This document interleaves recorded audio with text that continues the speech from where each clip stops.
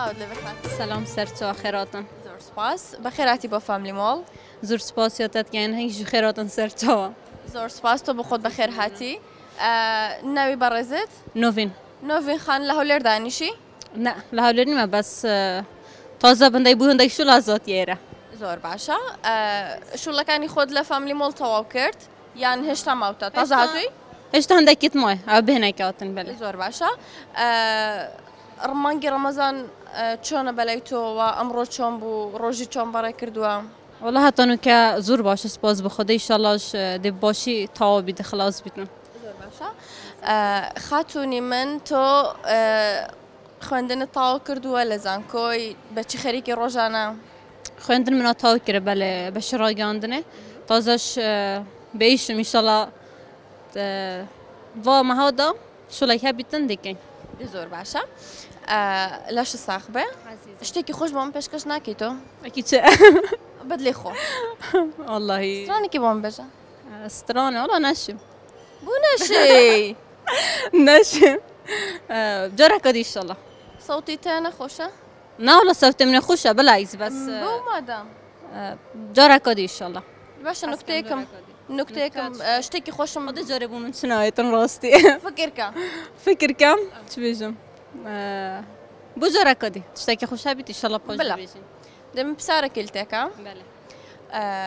تو زانيت أبيت خان خلات باشا أجر نش زاني منو تو challenge كا كيم بكو باشا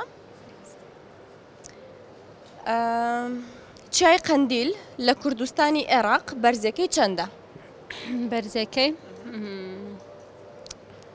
بيجم چنده والله ما كم ببله نزيكي أكينوا زور نزيكي أكينوا يارمتي تدم اگر هر نگهشتینه حل منو تو چالنج اکن باشه تمام صدو لا صدا كان بروسري يعني دو صدو اشتكي لا دو صدا كان بروسري سي صدو حفته و پنج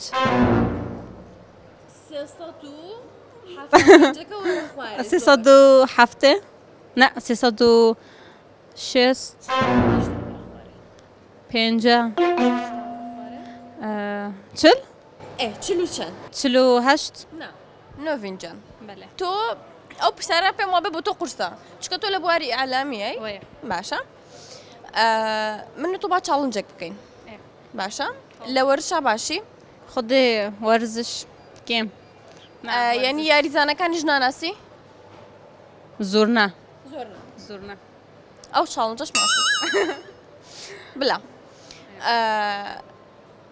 شحني موبايلكت ايه رجي چنده نجم حفته و دو بني ذكراويش بك شمانية من هم جا بني ذكراوي ورم قرتوا يان نه حفته دنیا پنجه و دو یان یاد پنجه دا تقریبا پنجه و اشتکه یان چلو اشتکه دشين ببینین؟ نه يلا چلو چلو شش اسایی پیشانی کامری دارم برسمی خول سرم نوین جان پیروزت به زور سپاس طوبی بخوان خلد للان نایکوا ببريسي دولار لفاملي مول دتواني بشي بازاري خود بكيله سپاس بوتا زور سپاس بو برنامه انگو بس خوشی لنگ ان شاء الله هاد بردام بنو تو زور سپاس ممنون بخيراتي زور سپاس ممنون